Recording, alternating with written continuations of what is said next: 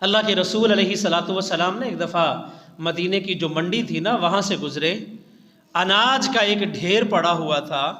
آپ علیہ الصلاۃ والسلام نے چلتے چلتے نا اناج کے اس ڈھیر میں اپنا ہاتھ داخل کیا، نیچے جو دانے تھے وہ گیلے تھے۔ آپ علیہ الصلاۃ والسلام نے وہ دانے نکال کے اس اناج کے مالک سے، دکاندار سے کہا بھئی یہ کیا ہے؟ اس نے کہا جی رات بارش ہوئی تھی، میں نے اوپر والے نیچے کر دیے، نیچے والے اوپر کر دیے۔ تو نبی علیہ الصلاۃ والسلام نے فرمایا فَهَلَّا جَعَلْتَهُ فَوْقَ الطَّعَامِ لِيَرَاهُ النَّاسِ، اسے اوپر ہی رہنے دینا تھا تاکہ خریدنے والا دیکھ لیتا کہ تمہارا مال کیسا ہے۔ اور آج کل ہمارے ہاں تو ویسے یہ فراڈ کے بڑے جدید اور نئے طریقے آ گئے۔ یہ انٹرنیٹ کے اوپر تجارت اور کاروبار بڑے وسیع پیمانے پر ہو رہی ہے۔ آرڈر کرنے والا کچھ اور آرڈر کرتا ہے، جب اس کے پاس پہنچتا ہے تو کوئی اور چیز نکلتی ہے۔ اور پھر یہ کھولنے کی بھی اجازت نہیں، جی کھول لیا تو آپ کا ہے۔ تو یہ اس طرح کے جو تجارت کے طریقے آ گئے، انہوں نے اصل میں لوگوں میں خیانت اور دھوکے کو عام کر دیا ہے۔ اللہ اکبر۔ تو نبی علیہ الصلاۃ والسلام نے اس موقع پہ فرمایا تھا، جب یہ اس آدمی کے اناج کو دیکھا نا، آپ نے فرمایا من غشنا فلیس منا، جو دھوکہ کرتا ہے، خیانت سے کام لیتا ہے، لوگوں سے فراڈ کرتا ہے، وہ ہم میں سے نہیں ہے۔ آج ہم دیکھیں کہ ہم کہاں کھڑے ہیں اور ہم رونا روتے ہیں، جی حکمرانوں نے یہ کر دیا، حکمرانوں نے وہ کر دیا، لیکن جہاں ہماری اپنی بات آتی ہے شاید ہی کوئی بندہ محفوظ ہو، وگرنہ ساری قوم اس کام پہ لگی ہے۔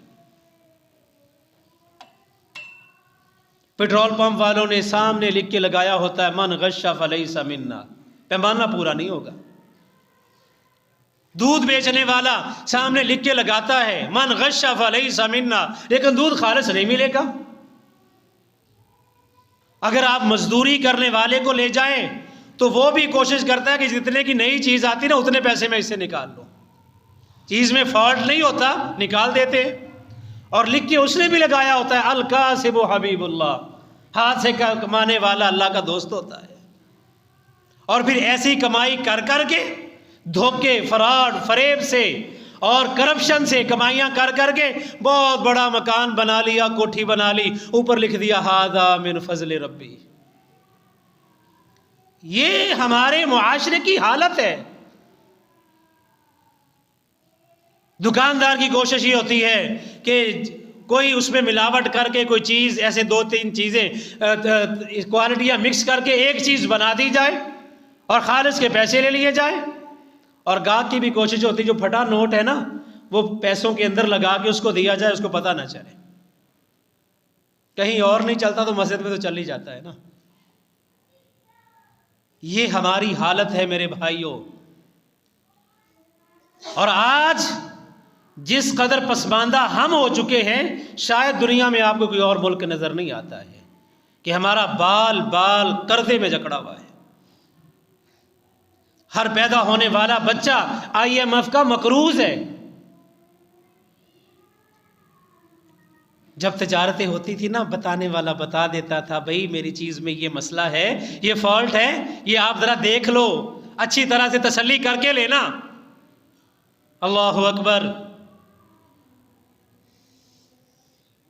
حضرت عبداللہ بن عمر رضی اللہ تعالیٰ نا ایک دفعہ ایک بندے کے پاس اونٹ لینے چلے گئے۔ وہ اونٹوں کا کاروبار دو آدمیوں کا تھا، دو اس کے شریک تھے۔ اس میں نا کچھ اونٹ بیمار بھی تھے، اور بیماری یہ تھی کہ انہیں پیاس بہت لگتی تھی۔ اونٹوں کو پیاس ویسے کم لگتی ہے، تو بیمار ہوں تو پیاس زیادہ لگ جاتی ہے، اور وہ کسی کام کا اونٹ رہتا نہیں ہے۔ وجہ یہ ہے کہ اونٹوں کے اوپر سفر کرنے ہوتے ہیں نا۔ حضرت عبداللہ بن عمر رضی اللہ تعالیٰ عنہ اونٹ خریدنے گئے، تو ایک شریک، ایک ساتھی وہاں پہ موجود تھا، اس نے وہ بیمار اونٹ حضرت عبداللہ بن عمر کو بیچ دیا، بتایا بھی نہیں۔ تو جب اس کا دوسرا شریک آیا، اس نے آ کے پوچھا بھی وہ اونٹ فلانا کہاں گیا؟ اس نے کہا میں نے ایک بزرگ آئے تھے ان کو بیچ دیا ہے۔ کہنا کہ کیسے بزرگ تھے، وہ کون تھے؟ حلیہ بتایا کہ ایسی ایسی شخصیت کے حامل تھے، وہ بزرگ آئے تھے، انہوں نے کہا وہ تو عبداللہ بن عمر تھے۔ وہ آدمی حضرت عبداللہ بن عمر کے پاس آیا، کہنے لگا جی میرے شریک نے آپ کو پہچانا نہیں تھا اور غلط اونٹ آپ کو دے دیا ہے، بیمار اونٹ بیچ دیا ہے، میں اب وہ پیسے لے کر آیا ہوں، آپ اونٹ واپس کر دیں اور اپنے پیسے رکھ لیں۔